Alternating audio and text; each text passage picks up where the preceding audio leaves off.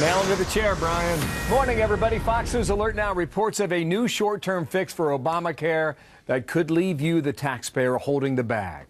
Some say it already looks like a bailout for the insurance companies.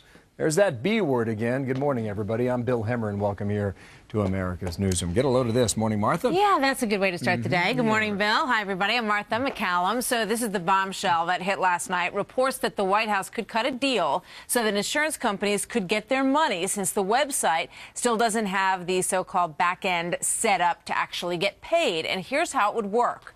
The insurance companies would basically estimate to the government and say, here's how much it's going to cost us to cover X, Y, and Z. And then Uncle Sam will cut a check basically on the honor system. Then both sides say that they're going to square things away when they get better figures on down the road. Unbelievable. Here's why we have such a rush for a fix. Americans have 19 days to sign up and enroll in order to get coverage for 2014, and the insurance companies need to get paid. You need to keep them on board.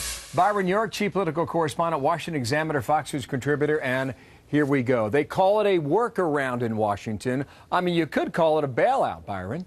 Yeah, you sure could. Good morning, Bill. The thing you have to remember here is the subsidies that we've been talking about for months. They're not paid from the government to each individual person who then purchases insurance with them. They're actually going to be paid from the government to the insurance companies on behalf of each individual person.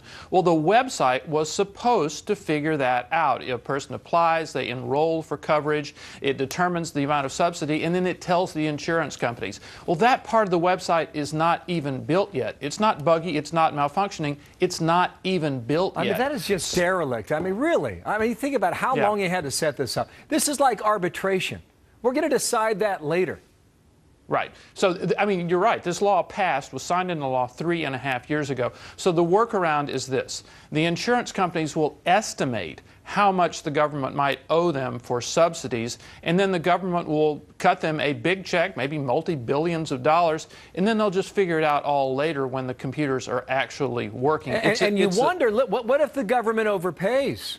I mean, you think that taxpayer money's ever coming back? How's that going to be gotten back? Absolutely. Look, it's ripe for fraud, but perhaps more importantly for just huge mistakes. I mean, this is a very, very inexact science here, and it will involve billions of taxpayer dollars. Well, listen, yesterday the president said the law was working, but the bottom line yet again today, Byron, is that the errors are not fixed, and we don't know when they will be fixed. Yeah, you're right. What we do know is the Obama administration, when all hell broke loose in October, they started working on the front end of the website, the part that consumers see first, and they fixed some parts of that. But the back end of the website, where the subsidies are calculated, where the actual purchases take place, have not yet finished. And look at Obama's event yesterday at the White House. He highlighted the stories of 4 people.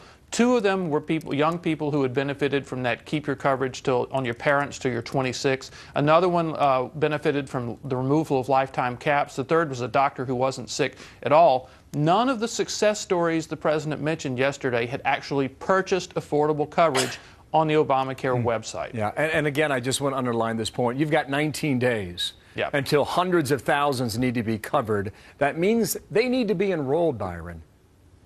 It's just not happening. I mean, there's just no doubt about it. And if you listen to some policy wonks in Democratic circles, they're saying openly now that this 7 million figure, remember they want to enroll 7 million people by March, they're saying it's just not going to happen. Not going to happen, but they're saying it'll still be okay because there'll be a correct mix of young people and older people. But right now, a lot of people in the know are saying the Obama administration's goal for this is not going to happen. It's an amazing thing. You wake up every morning, there's a new wrinkle, and a significant one at that. Thank you, Byron York, leading our coverage there in Washington. Martha. So that's the backdrop for today, and you've got a defiant president on this issue, basically coming out yesterday and saying no retreat and no surrender on the issue of Obamacare. He has launched a 20-day PR blitz to try to get Americans signed up by the 23rd.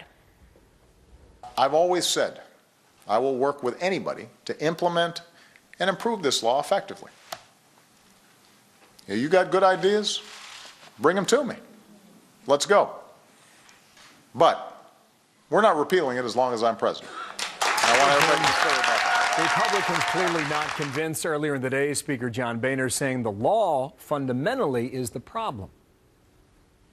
This bill is fundamentally flawed. causing people to lose the doctor of their choice, causing them to lose their health plan. And if that isn't enough, they're having to pay much higher prices at the same time. That's just one of the many problems Republicans see now with the law. I talked to Congressman Kevin McCarthy of the House Republican leadership a few moments ago, and I asked him about the new accusations about the Republican Party, about obstructionism. We'll play that interview, and you will hear his answer and how the GOP will fight back on that charge coming up a little later. Boy, and amidst all of this, some very strong words on Capitol Hill yesterday from constitutional law professors, of which the president used to be one, you may recall. They have now called the president out for what they see as overstepping the power of the office of the presidency. Michael Cannon says that the president's power grab is unprecedented and that it could lead to some very serious repercussions. There is one last